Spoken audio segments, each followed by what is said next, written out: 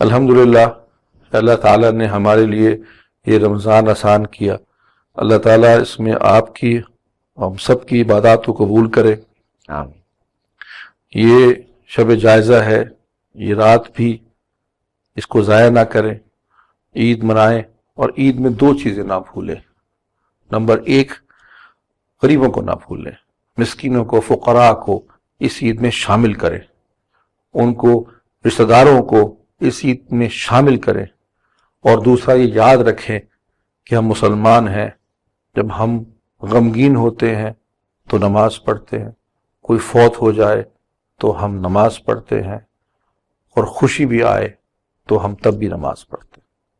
اللہ تعالیٰ کو نہ بھولیں، اللہ تعالیٰ کے احکام کو اس خوشیوں میں اس میں ہی خوش ہوں، اور اس کے مطابق اب باقی سال اگلے رمضان تک انشاءاللہ اللہ اس کے رسول کی تعلیمات اور اس رمضان کی جو چارجنگ آپ کو مل گئی ہے اس کے مطابق گزاریں.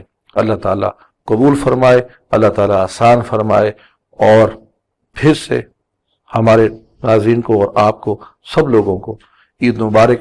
یہ عید مسلمانوں کے لیے ہر خطے میں مبارک ہو جائے، اور جو لوگ ابھی مسلمان نہیں ہوئے کاش یہ بھی عید ان کے لیے بھی مبارک ہو جائے اور ہدایت کا سامان ہو جائے. آمین.